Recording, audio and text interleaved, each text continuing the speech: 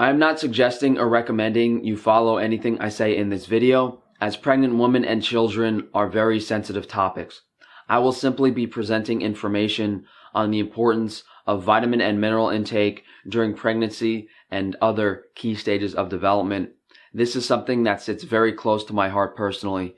I was born a triplet. I have a brother and a sister. Unfortunately, my sister is mentally disabled, and I contribute that to a lack of nutrition in the womb, preconception, all of these things. A lot of the things that are blamed on genetics, I am not led to believe that. There is a lot of information out there in regards to conventional wisdom and preconceived notions from things like taking prenatal vitamins, which have some merit to them, but can't solve all nutritional problems. And common foods that pregnant women are told to avoid tend to actually be some of the highest vitamin foods there are. I was reading on a forum the other day about a woman that was craving egg yolks, but she didn't act on the craving because she was afraid of bacteria. This can also be related to vegans who are craving meat and animal products but aren't acting on them. There may be a small bacterial risk with certain animal foods if they are not handled properly, but that risk is not inherent to the animal food itself or the raw food itself. That is from improper food handling and cross-contamination. How many people have gotten sick from E. coli, salmonella, and vegetables over the past few years? We are depriving mothers of the most nutrient-dense foods, raw animal foods. And in the case of vegans, they're just depriving themselves. I think that anyone would agree the most important thing for a growing child is the nutrient content of their mother's breast milk, because if that's not what it is, then what would contribute to the health of the growing child if not the only thing they are consuming? In these studies that I'm going to present, we see a great variance in the levels of DHA and omega-3 fatty acids, as well as fat-soluble vitamins in the breast milk of these mothers. Establishing that this is the most important thing makes it easy to see why an animal food diet is best for all stages of development. Animal foods have the highest amount of vitamins in the most available form. Not only that, indigenous groups fed specific animal foods to their couples trying to conceive, pregnant and nursing women, as well as children during early stages of life, particularly fatty, wild-caught animals. Examples of these foods may have been fatty shellfish like crab or lobster, raw grass-fed butter if they had access to dairy, organ meats, especially things like fish eggs. The reason that these foods were almost worshipped in all of these native and primitive societies is because animal foods were the only source of actual vitamin and mineral nutrition they have.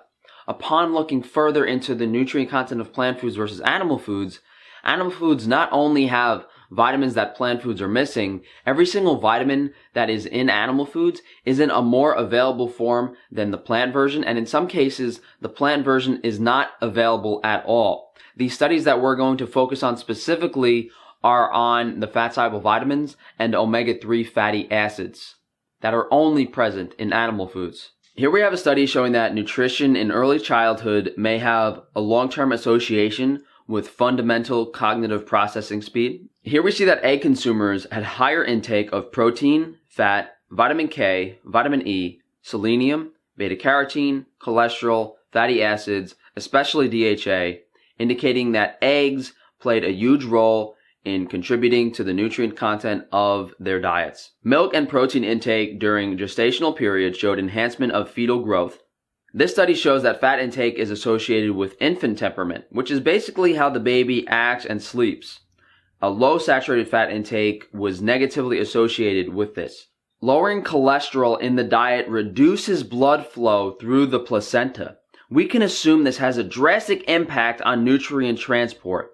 Giving pregnant women advice that they need to lower their cholesterol intake when pregnancy might actually be one of the most dangerous things that someone can do. And if cholesterol is required and has these effects on human metabolism, how can we argue that cholesterol in any way, shape, or form is bad? From this study here, we can conclude that carotenes are not an adequate source of vitamin A when bioavailability is considered. In this case, some people cannot convert carotene to vitamin A, and even if they can, the conversion rates see great diminishing returns when trying to obtain adequate nutrition from plant food forms of carotenes. Here we see that vitamin A is very important for all aspects of development. It also plays a role in the most important process in the body, gene expression, literally influencing how every single cell is made. When we look at breast milk, there is a significant vitamin A variance, and pigs can actually be born without eyes due to vitamin A deficiency. The same thing can be said about vitamin K from plant foods in regards to questionable absorption from plant foods, as we need fat for absorption, and fat is only found in animal foods in all climates and regions throughout the entire year. This study shows that fat is required for vitamin K absorption and greatly increases it. We know infants are incredibly prone to being deficient in vitamin K, which is crucial for development, especially of the skeletal system, as shown in this study. Now, the most glaring and significant thing to me is the variance in DHA levels in breast milk among nursing women. The variance is incredible. This shows a variance of 0.05% to 0.73%, over tenfold. And here's another study showing 0.06% to 1.4%, over a 20 times variance in DHA levels in the breast milk. And here we have a study indicating the importance of DHA and the various tissues that it is required for in pretty much all stages of life, especially childhood and pregnancy. Now, if I was a baby and I understood these statistics, I would want my mother consuming wild-caught fish and high omega-3 animal foods as often as possible. Moving on to the B vitamins, here's a study of B vitamin variance in lactating mothers. This study shows all vitamin variants in human breast milk, and another one showing that vitamin D status influences breast milk levels and that Malaysian women are prone to vitamin D deficiency. I guess that's a location where you would think that they do actually have pretty good access to sun. But so although I said that DHA and omega-3 intake was the most significant thing that I noticed in the research I was doing, these charts that I'm about to present showing that birth weight, height, intellectual achievement, and pubertal timing are correlated with birth month, this to me is shocking to the general person. The first chart shows month of birth versus birth weight. The second shows pubertal timing. The third shows height.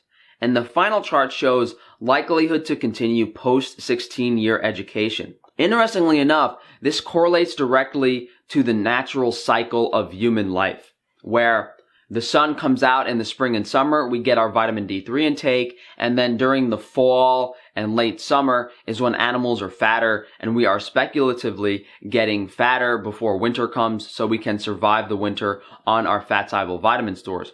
What that means is that babies born during the late spring to early summer are going to get a lot more vitamin D3. Therefore, that is why we see a positive association. And contrary to that, babies born in months where the D3 exposure wasn't high have negative things associated in all of these aspects. And for those of you that don't want to read 24 studies, here is an article actually promoting the importance of giving birth in natural cycles, consuming nutrient-dense foods in the summer when they are plentiful, getting pregnant, and giving birth next plentiful season, hypothetically in the spring. The Weston Price Foundation actually has a write-up of what pregnant women should be consuming, and it's actually a pretty good guideline. And for those of you who are unfamiliar with Weston Price, he is a dentist who went around in the early 1900s and studied the diet of primitive and native peoples. He correlated the nutrient density of animal foods in the diet to physical development. And what these guidelines do is they demonstrate how many animal foods per day or week you actually need to consume to obtain nutrient density. And it is so significantly higher than what pretty much any American woman has ever followed in the past dozens of years. 2 teaspoons of cod liver oil per day for vitamins A and D. 1 quart of raw milk every day for overall fat-soluble vitamin intake. 4 tablespoons of butter for additional vitamins every day, 2 or more eggs daily, and plenty of yolks throughout the week for high vitamin K2 intake, as well as DHA. fresh liver once or twice a week just to really add to that vitamin A intake, as well as just every vitamin in general. And then seafood several times per week, increasing the DHA content as well as overall nutrient content of the diet. Emphasis on wild fatty fish, fish eggs, and shellfish. Outside of nutrient density from these high quality organ meats, offcuts, eggs, animal foods that have a high fat content that are very high quality, fresh beef, lamb, and meats are to be consumed as most of your calories. Of course, the Weston Price Foundation also recommends some traditional native plant foods, from vegetables to fruits to bone broth, fermented plant foods, properly prepared whole grains, but none of those foods are actually conducive to nutrient density. Those can be used for women who feel like they operate better on a higher carbohydrate metabolism. The most important thing here is that these animal foods are present in the diet. And from a percentage perspective, if you're not consuming 65 to 70% of your calories from high quality animal foods when you're pregnant, your baby will not develop properly. And this does not just apply to pregnancy. This applies to the health of the sperm and the egg when it is conceived. So the couple should be following this diet for months to years before they actually conceive the child. The pregnant woman needs to continue this diet during pregnancy as well as nursing periods. And then after the child is breastfed, typically for 4 to 5 years in many indigenous groups. The shortest period of time they would breastfeed is actually around 3 years. So after that period of time, then the child needs to obtain this nutrition from animal foods during early stages of life. Literally 65% to 70% of their calories from animal foods from when they stop breastfeeding to when they are fully developed in their 20s. And what this ensures is essentially being perfect physically. From the bone development of your face, to your height, to your organs, your bone structure, every single part of your body requires these nutrients in large amounts from animal foods. And if we're able to consume 65 to 70% of them every single day during these key developmental stages, this is a guarantee. Now, where there's like a margin of error or where there's alleviation will change things that we attribute to modern problems like genetics. For people that are very short or very tall, we can assume there is a partly genetic role. In regards to genetics, what we mean is what their ancestors consumed over the past several hundred years. So it took Italians years and years and years of high grain consumption to lower the height of the population overall. So if your kids suddenly start consuming high amounts of animal foods, they will be taller than you, but it's not like they're going to shoot up and be 7 feet tall. The consumption of animal foods in high amounts takes generations to recover from generations of poor dieting. So this is just something to consider and keep in mind. I think I've presented you guys with enough information that shows that these vitamins are very important, and the Weston Price guidelines are pretty good starting points. If you guys do want to reach out to me for one-on-one consultations in regards to optimizing the nutrient density of your diet, just to get specific numbers, you can shoot me an email or reach out to me through the contact form on my website. All of that stuff is below. But if you guys would like to support the channel, please subscribe and share the video. And as I mentioned earlier, this is something very close to me and a very sensitive topic. If you guys think this will help people out, please share the video. If you guys want to support me on Amazon or Patreon, on my Amazon shop, I do have nutrient-dense foods you can use, like cod liver and vitamin D3 supplements. I didn't really touch on the importance of vitamin D3 in the Weston Price recommendations, but you should definitely be either supplementing or getting plenty of sun and exercise. Ideally, as much of your body exposed as possible. If you guys would like to check out my hygiene products on frank-stefano.com, if you want to look like Slick Rick or Dapper Don, my pomade will be out on Saturday. And thank you guys so much again for watching. If you guys would like to see any particular videos or topics in the future, or just let me know how you liked the presentation of this video, please let me know.